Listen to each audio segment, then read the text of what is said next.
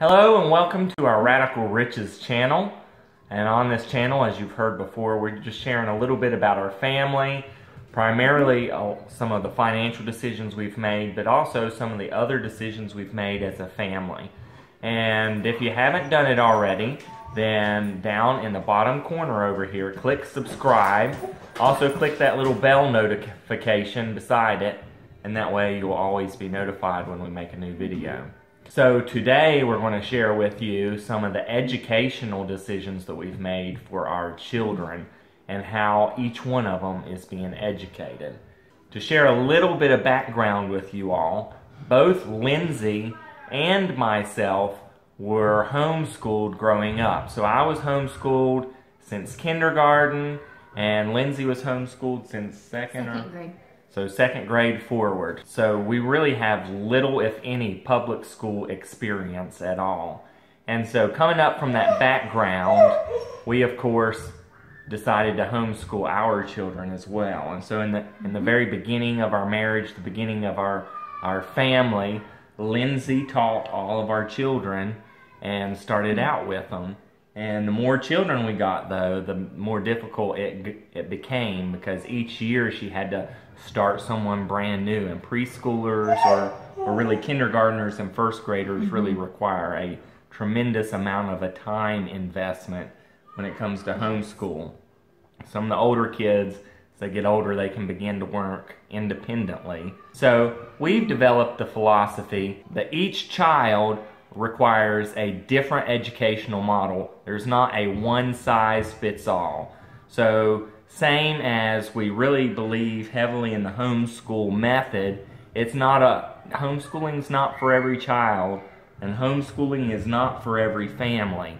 And so we've come to the belief that each child kind of needs their own educational model that fits the way they learn, and it needs to be able to fit the family. And there have been years in the past, especially when the kids were younger, that we did all do the same thing. We all did classical conversations when the kids were younger.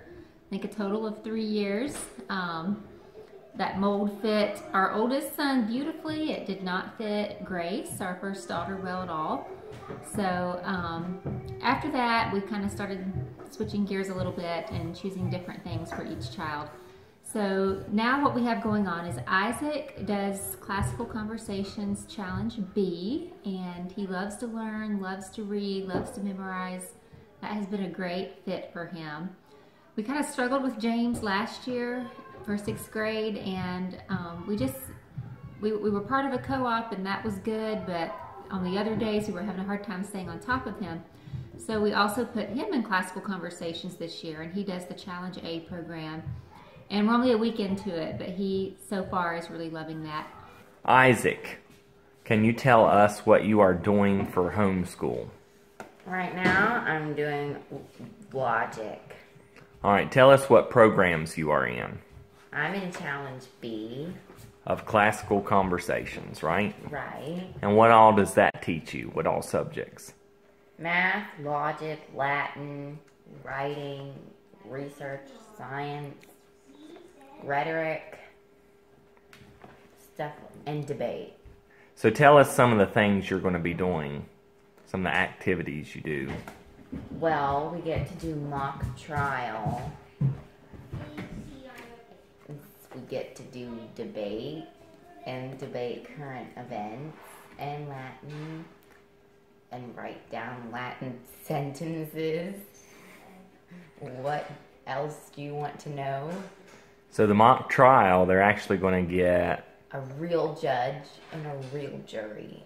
In a real courtroom, right? In a real courtroom. James, tell us a little bit about what you're doing for homeschool. Pretty much the same thing. It's just no mock trial. I have a science fair that I have to do. Oh, I'm in the science fair too. So Isaac's in Challenge B, and James is in Challenge A. And so you go one time a week to a co-op where you have a teacher, a teacher or tutor or whatever. So you go once a week there in a classroom kind of style experience, right? And you get your assignments for the week, and then you come home and do them. Is that correct? Yeah. And then we have another parent, a friend of ours, who once a week tutors them. She kind of makes sure where they're at and keeps check with what they're doing. So really, Isaac and James are getting a premier education, and other than paying for it, Lindsay and I really don't do a whole lot. So do you all like homeschool? Yeah. Yes. Tell us what you like about homeschool. I wake up at 8 and not like 6:30, and I do school in my pajamas. So James, what about you? What do you like about school? You get to choose when you get out of school, pretty much, as long as you do all your work. What's your favorite subjects? Cartography. No. Tell us what in the world cartography is, because most of our people, including myself, don't know what cartography is. It's geography and drawing geography. So You're drawing maps. drawing maps. Yeah, you got to learn how to draw pretty much the whole world by memory this year, correct? Yep. What's your favorite subject, Isaac? Writing. Writing is my favorite. Yeah, you are an excellent writer. Thank you. Everybody says socialization is one of the downfalls of homeschooling. What do y'all say about that? Baloney. Why do you say baloney? Why do you? We get plenty of social time. Like where? How? We When? go to co-op, we swim in the summer, and we do lots of other activities. So you still have friends? Of course. Duh. Like how many friends? Like one friend? I've got like 20 or 12 or something. I've got a lot. A lot of friends? Yeah. So are you all weird, or are you kind of... We are completely normal. We are normal. Let's see what kind of work James is doing over here. And our daughter Grace, she has had some difficulties with learning to read, mostly due to her speech difficulties. She requires speech therapy. And she's also very social and very strong in her beliefs and very wise, and so for her age. So we decided for her last year and this year to send her to our local public school where she can get speech therapy 3 to 4 times a week. And they're just really able to work with her on her grade level, and she thrives in the classroom environment there. I go to public school every day. Yep, so you get on the big yellow bus. Mm-hmm. Love you.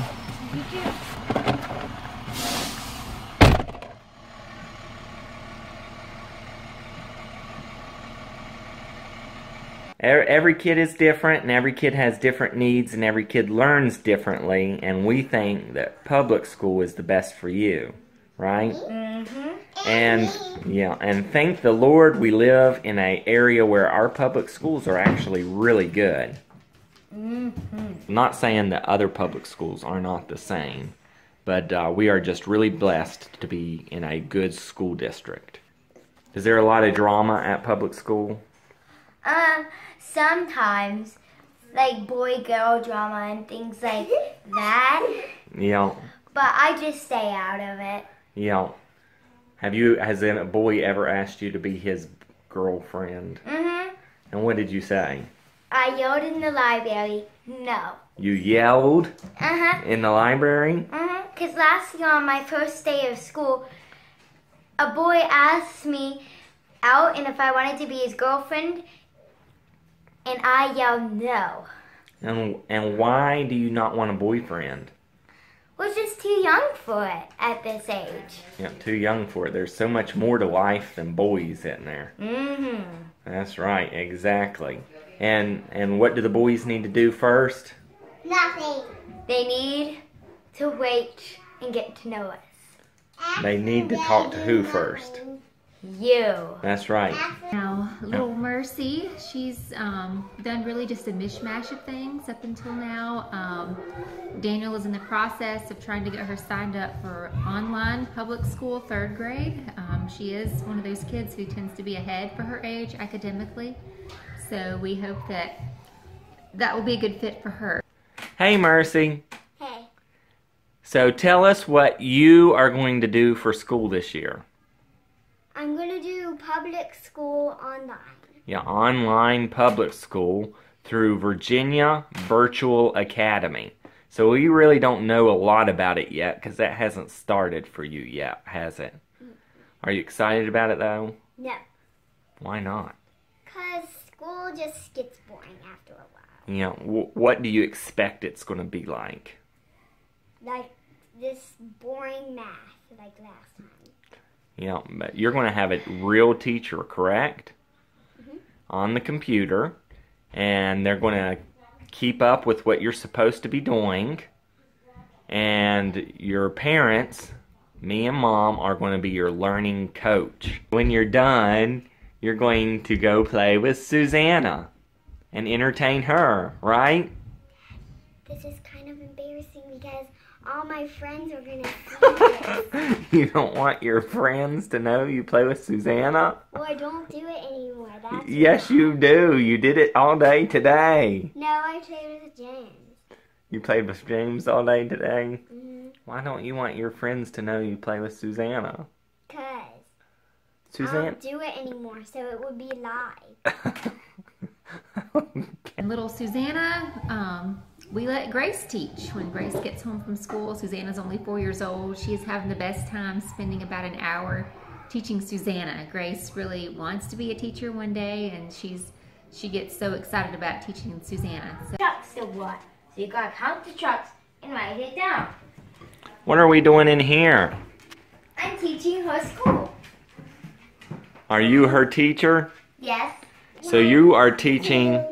2, 3, 4. Excellent, Sue. Do that one more time. 1, 2, 3, 4. Excellent. So who is your teacher? Grace. So Grace goes to school during the day, and when she comes home, she gets to do preschool with Susanna. Yes.